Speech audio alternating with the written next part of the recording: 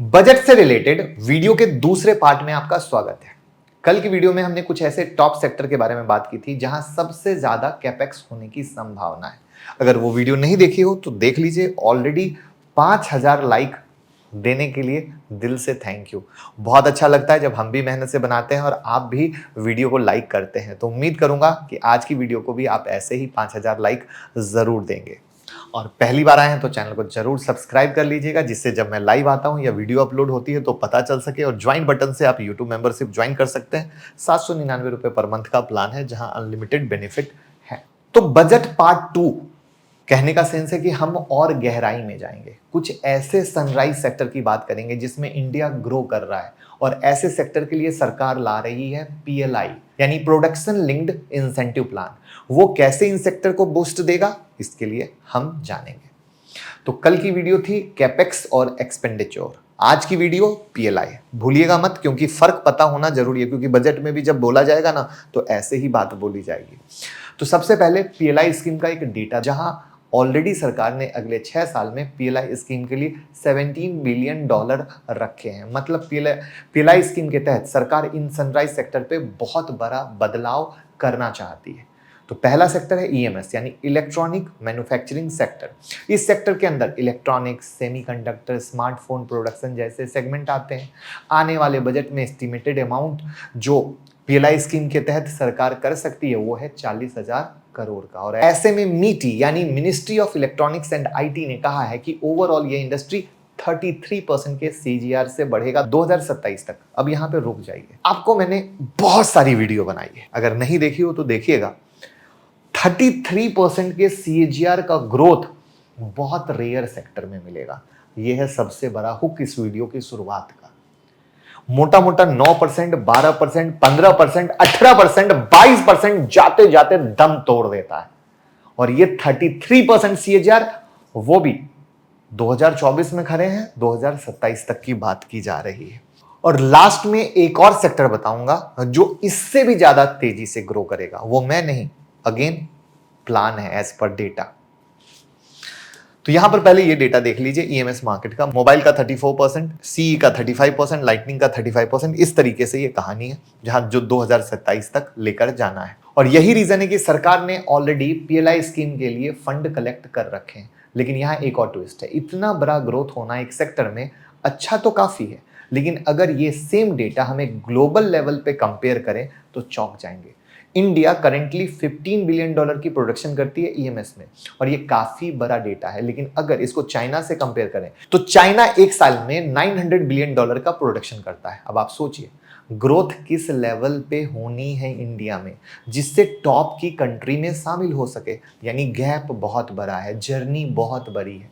और EMS में हमने देखा है कि कुछ ऐसे सनराइज सेक्टर हैं जो इंडिया में अभी पैदा हुए, जैसे सेमीकंडक्टर। हाल में ही 3 प्लांट शुरू होने की न्यूज आई थी, राइट। तो इंडिया का ये पहला कदम है सेमीकंडक्टर की तरफ। अब आप इस डेटा को देखिए, अगर 2017-18 का टाइम देखेंगे तो $37 बिलियन तक ये हम पहुंचे थे। बट फिर 18-19 में फ्लैट हो गए, 19-20 में डाउन हो गया, कोविड आ गया, ठीक है। अब सरकार की पहली कोशिश है कि हम टेक्सटाइल इंडस्ट्री की भी लगातार डिमांड आ रही है, हर बजट में डिमांड आ रही है। ये मैं आपको एक ऐड ऑन कर देता हूँ कि भैया हमें सपोर्ट करो, सबको PLI दे रहे हो, सबको ग्रोथ दे रहे हो, थोड़ा टेक्सटाइल पे भी फोकस करो। तो पहला तो टारगेट है कि 25-26 तक 11% का CAGR से ग्रो करें। बट मेन इनका टारगेट है 2047 तक। वो थोड़ा सा लेट वाला है, मुझे नहीं समझ में आया कि यही एक हुक हो जाता है कि इसको लेकर जाना है $600 बिलियन तक। कितना? 600। यानी आगे की जर्नी कुछ प्लान है। अब ये जो प्लान है काफी बड़ा, और ये पता कैसे चलेगा? बजट से। अगर इस बजट में कुछ बेहतर तरीके से बोल दें तो आप समझ लो टेक्सटाइल सेक्टर में एक बहुत बड़ा ट्रांसफॉर्मेशन दिखने वाला है। जैसे क्या होता है, जब तक सरकार ने रेलवे के बारे में कुछ नहीं बोला था, बजट डिफेंस के बारे में बोला नहीं था, तो हम लोग हर बार बात करते थे जरूरी है, जरूरी है, जरूरी है, राइट। फिर पहली बार जब बोला तो फोकस आ गया और विजन आ गया। फिर वहां से क्या हुआ, एक जर्नी शुरू हुई रेलवे की, डिफेंस की। तो वैसे ही ये एक बहुत ही फोकस्ड वे वाली कहानी होगी कि यहां क्या कर रहा है। जैसे पीएलआई स्कीम में देखो, पीएलआई स्कीम में जब जाते हो तो इलेक्ट्रॉनिक में जो मोबाइल बनाने वाली, जो उसके पार्ट्स बनाने वाली जैसी कंपनियां, जब पीएलआई स्कीम शुरू हुई तो आप देखो, जब तक नहीं था, लेकिन जब जहां से पीएलआई स्कीम शुरू हुआ उसके बाद जो भैया बदलाव आया, जो उसके बाद उनसे जुड़े शेयर ने रिटर्न दिया, वो किस लेवल पे चला गया, राइट। इसीलिए मैं यहां पर सबसे ज्यादा हाईलाइट कर रहा हूं कि आप एकदम देसी भाषा में, मैंगो पीपल के भाषा में चीज को समझ पाओ। और वीडियो को लाइक कर दो।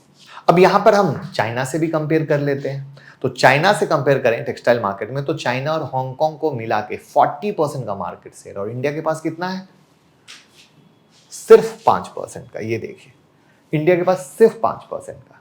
तो इससे पता चलता है कि ग्रोथ की जगह है, अगर सरकार का आशीर्वाद मिले, तथास्तु बच्चा, ठीक है। और ये स्टोरी अभी की नहीं है, सरकार इस पर लगातार फोकस कर रही है। 2021 में पीएलआई के तहत 10,683 करोड़ रुपए का अप्रूवल हुआ था अगले 5 साल के लिए, जो यूज किया जाना था वो चल भी रहा है, लेकिन चांसेस हैं कि अब बेहतर फोकस मिले।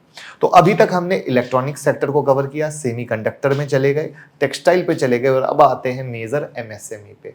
लास्ट के कुछ साल में इंडिया में एक मेजर रोल प्ले कर रहा है एमएसएमई, यानी micro small and medium enterprises, खासकर कोविड के बाद से मतलब खतरनाक लेवल पे जर्नी इसकी देखी गई है। करंट में इंडिया के जीडीपी का 35 to 40% का हिस्सा एमएसएमई से आता है। तो अब सिर्फ आप इससे अनुमान लगा लीजिए कि कितना इंपॉर्टेंट सेक्टर होने वाला है ग्रोथ के प्रोस्पेक्टिव से।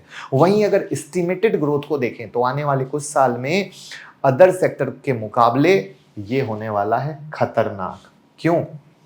क्योंकि भैया माना जा रहा है 60 to 70% के CAGR से ग्रोथ करेगा। तो एमएसएमई में सरकार कुछ मेजर पॉइंट पे फोकस कर सकती है जिससे बूस्ट मिले, जिसमें आएगा supply chain improvement, affordable credit, increasing manufacturing capacity. अब यहां पर ध्यान रखिए कि अंतरिम बजट में भी एमएसएमई सेक्टर को 22,138 करोड़ का एलोकेशन हुआ था। ऐसे में जो federal of Indian micro and small and medium enterprise है, उन्होंने फाइनेंस मिनिस्टर से रिक्वेस्ट किया है कि बजट 2024 में एक पीएलआई स्कीम लाइए जो स्पेसिफिकली छोटी फर्म के लिए हो और जिसका फोकस एम्प्लॉयमेंट जनरेशन पे हो और इससे ओवरऑल सेक्टर को बूस्ट मिले। तो ये था एक ओवरऑल एनालिसिस पीएलआई स्कीम पे। तो कल वाली वीडियो कहाँ थी? ग्रोथ कैपेक्स पे, यहां पर पीएलआई स्कीम पे। मैं आपको इतना ट्रेंड कर देना चाहता हूं कि बजट सुनो तो पेपर में लिखो, इस पे सरकार ने कैपेक्स के लिए, इस पे पीएलआई स्कीम के लिए, इस पे इसके लिए दिया है और आप उसका फायदा ले सको। और वीडियो को शेयर कर दीजिए, प्यार दीजिए। Thank you.